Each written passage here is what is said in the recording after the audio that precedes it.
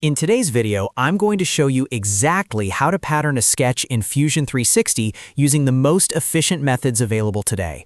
Whether you're working on complex mechanical parts or intricate decorative designs, mastering the pattern tool is essential for saving time and maintaining parametric control over your geometry. Instead of manually drawing every repeated element, which is prone to errors and takes forever, you can use built-in tools to automate the process perfectly. If you find this Fusion 360 tutorial helpful, please make sure to hit that like and subscribe button to support the channel. Let's dive right into the software. To get started, you first need to have an active sketch environment. You can either open an existing project or create a brand new sketch by clicking on the Create Sketch icon in the top toolbar and selecting one of the primary planes. Once you are inside the sketch mode and have your basic geometry drawn, it is time to replicate it. To open the specific tool we need, navigate to the top menu, click on the Create drop-down menu, and locate the Rectangular Pattern option. This is the primary tool for creating linear or grid-based repetitions of your shapes. After selecting the tool, a dialog box will appear on the right side of your screen. The first thing Fusion 360 asks for is the object selection. This is a critical step. Carefully click on the specific lines, circles, arcs, or entire shapes that you want to repeat in your pattern.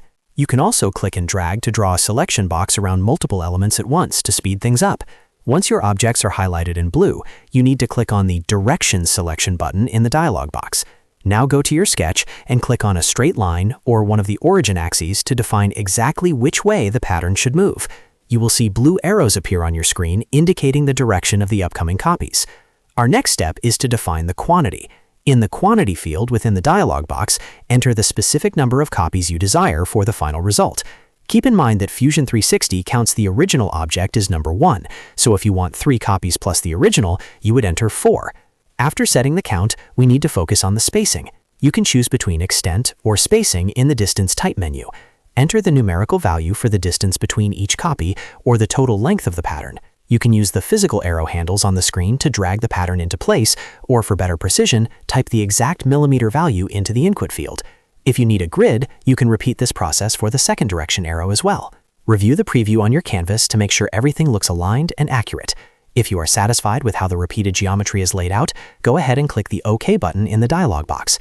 Fusion 360 will then generate all the additional sketch lines and apply the necessary constraints automatically, ensuring that if you change the original dimension later, the entire pattern will update to match. It is a powerful way to keep your designs flexible. And that is it. You have successfully learned how to pattern a sketch in Fusion 360 like a pro. If this video helped you streamline your design process, please remember to hit that like and subscribe button for more professional CAD tutorials. Thanks for watching.